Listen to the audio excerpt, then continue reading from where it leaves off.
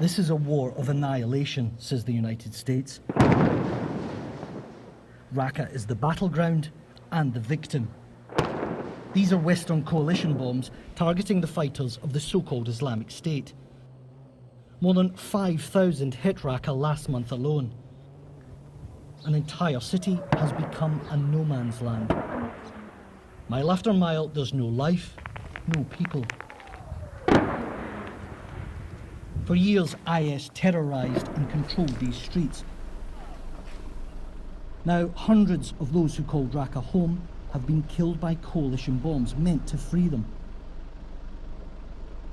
The US-led mission disputes the figure and says that this is the most precise bombing campaign in history.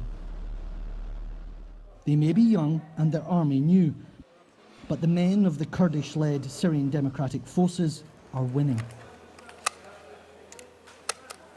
IS promised a new empire would grow here. Instead, the corpses of its fighters fill the gutters. First Mosul, now Raqqa. The caliphate is already dead. Nearby, another corpse rots, likely caused by a drone strike. The threat here is from snipers. A pause too long or a misstep, and this female fighter would have lost her head. Instead, the shot hits the wall to the right. The danger lies around corners and in Raqqa's shadows. IS rarely come out and attack. They hide and wait. There are IS fighters hiding near a mosque. The Kurds throw everything they have at the gunmen. IS return fire. All of this to take just half a mile of road.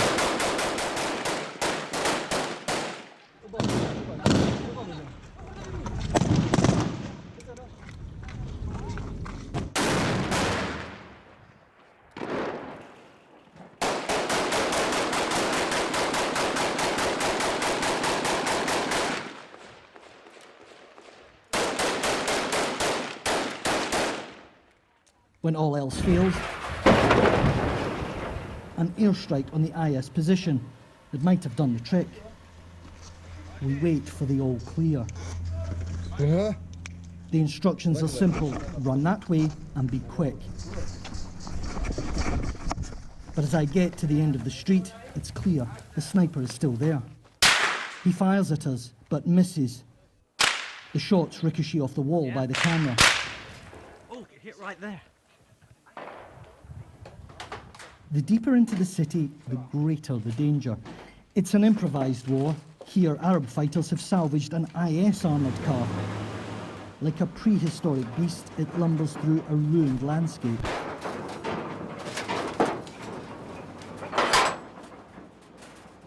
Commander Abu Abdu knows that snipers only need a tiny window of opportunity.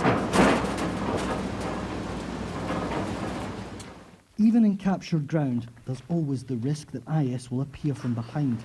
They've dug tunnels all over the city. The steel flanks of the armoured shield us through yet another sniper alley. Run.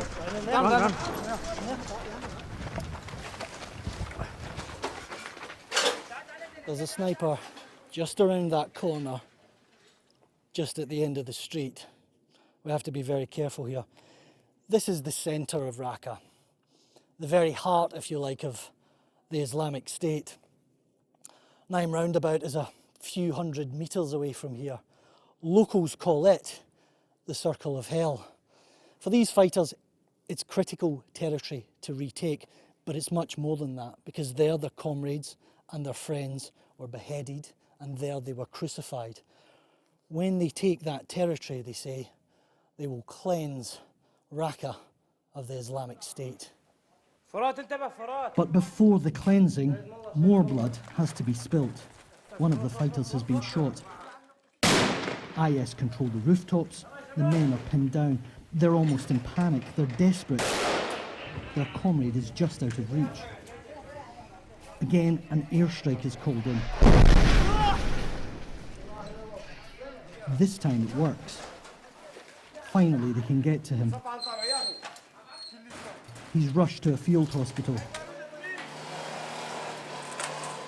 But he doesn't survive. His name was Nadine Abdel Aziz.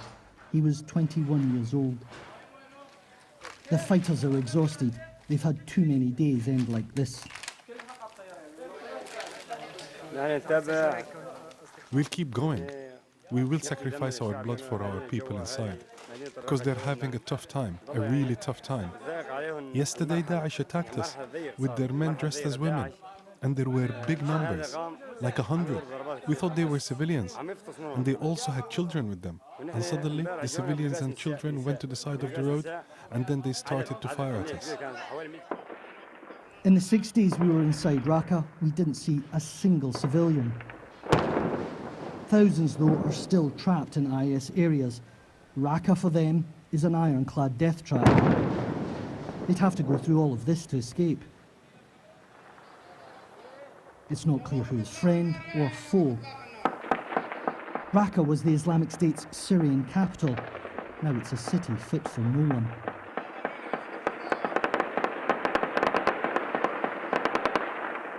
Quentin Somerville, BBC News, Raqqa.